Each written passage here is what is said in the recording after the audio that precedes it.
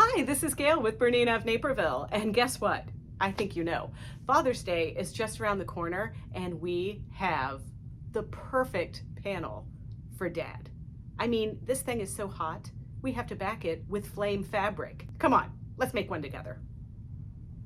Okay, so quickly, you're going to very carefully cut all of your pieces out right on the line. The seam allowance is already included in these pieces. So we're going to cut out the main apron, and then there are two ties that are long and two ties that are shorter. And sometimes these panels can be printed a little crooked, but don't worry. That's why I use my ruler to kind of keep them straight. And then I added some extra lining with these. So everything that I'm cutting out here with my panel, I'm going to also cut out from my lining fabric. And my lining fabric is really, if this is hot stuff, my lining fabric is hotter stuff. You know what I mean? Because, hey, this is for the grill master. So I'm cutting this out single layer, right sides together, using the panel as my pattern piece. And then I do cut the strips folded over like so. And these are probably more strips than we need because I'm actually using D rings to adjust the apron around the neck. And I didn't need all of those pieces. Now, if you want to tie this around your neck and tie it around your waist, then you're going to have to use all of these strips. Now, I have this tool. It's called a hot hemmer. And this hot hemmer or hot ruler rather is allowing me to fold up on it and press a perfect 1/2 inch. I just could not live without this for this project. So I'm going to do this to all of the strips on both sides so that my flame strips are exactly the same size as my panel canvas strips.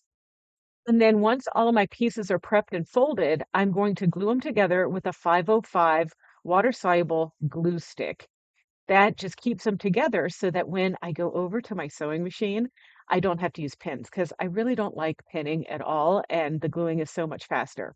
So I'm using this Burnett 79 Harry Potter edition, and I'm using maybe a different kind of foot. This is the blind hem foot, but what I like about the blind hem feet on these Burnett 79s is that it's just a guide. There's no metal obstructing the needle under there, so I can kind of turn that little wheel and adjust that guide however I want it and move my needle position to where I need it to be. So I'm at a 2.5 millimeter stitch length, and I've got my needle position lined up just so I can have the perfect top stitching on all sides of these straps.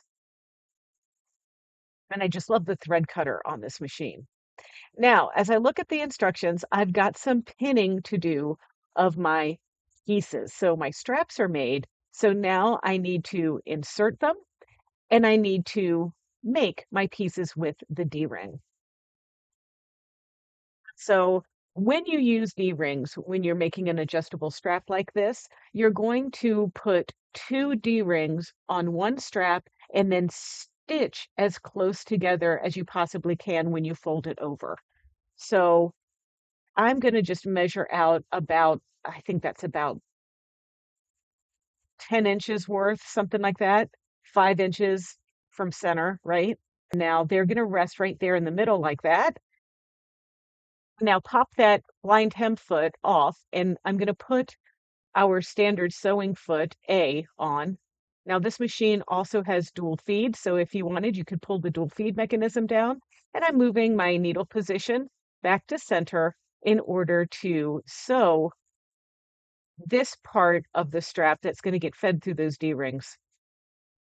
And there is a quick reverse on this machine right above the needle. So as I get started, I'm going to stitch in, press and hold my quick reverse, and go backwards, and just do this a few times to reinforce that seam. And then use my cutter.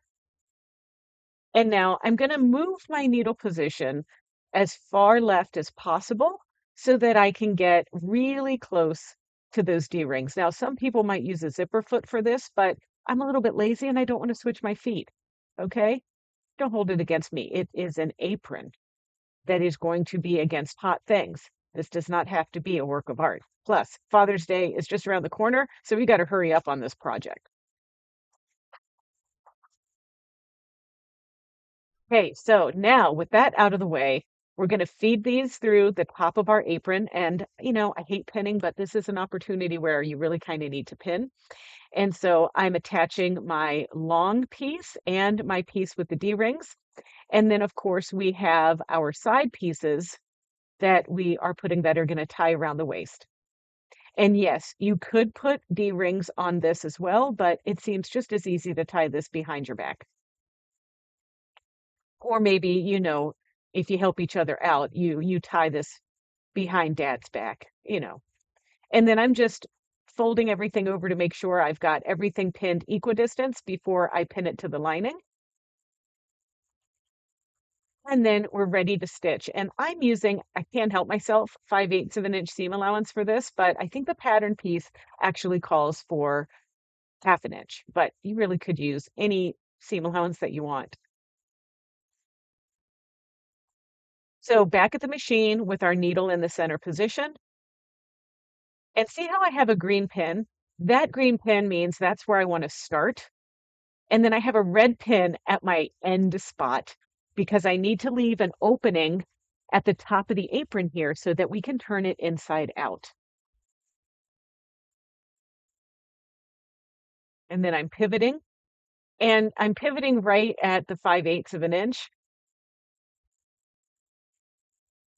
And I didn't put any interfacing in this apron. This is meant to just be a quick, easy project, but if you were making something that you wanted to feel a bit more hardy, you could try using SF 101 or fusible woven in there to make the fabric a little bit more robust.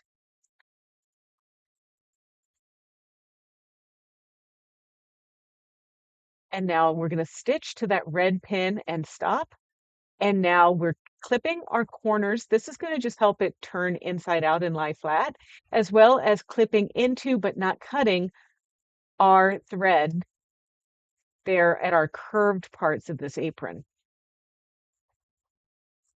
So I'm using a Clover multi-purpose tool, and this is a nice little guy for turning corners. There's a little curvy end and there's more of a rubbery tip end. I actually like the rubbery tip end more than the curvy end because it helps us not have blowout and it really holds that fabric with that rubber grippy so I can poke the ends out. So once everything is turned, you're going to give it a pressing. And I just make sure the seams are pulled flat. And if you wanted, you could top stitch. But in this case, I am fine just to do my little top stitching right along the top of the apron, just there to close that hole. And now we're going to stitch. And I'm still giving a little bit of extra stitching there where my neck straps attach.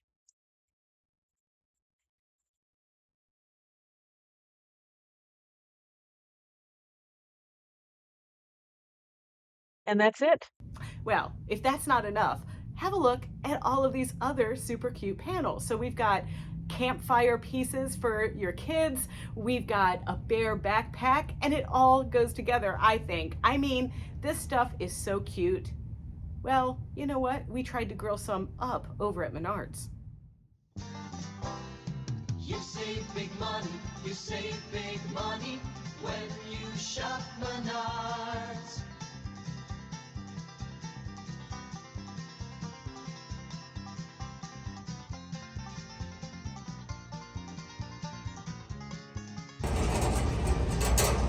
Is it done, John?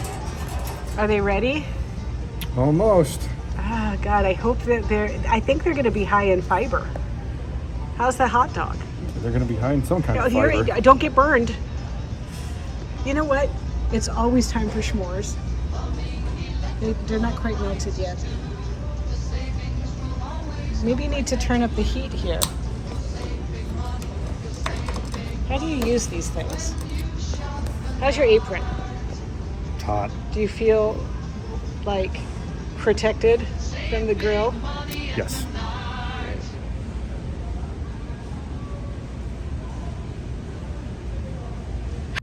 Don't worry, we have a panel for everybody. We've got little clutch bags, we have Harry Potter stuff, we have a Harry Potter apron and a cottagecore apron. and many different tote bags and other panels. And for those of you that are just panel challenged, we have a group of really sweet little affordable patterns that are panel friendly. I mean, look at this gorgeous quilt that Amy made from some Ruby Star panels. Now, this panel we're sold out of, but come on, Jeepers Creepers, we have so many other panels that you could use as well. So check those out over at BERNINAofNaperville.com, or stop into the store and see if there's something that get those creative juices flowing. And in the meantime, if you want to see other videos and other fun stuff, don't forget to check out our Bernina of Naperville YouTube channel. It's easy. It's youtube.com/Bernina of Naperville. Hey, happy Father's Day. Here's your apron.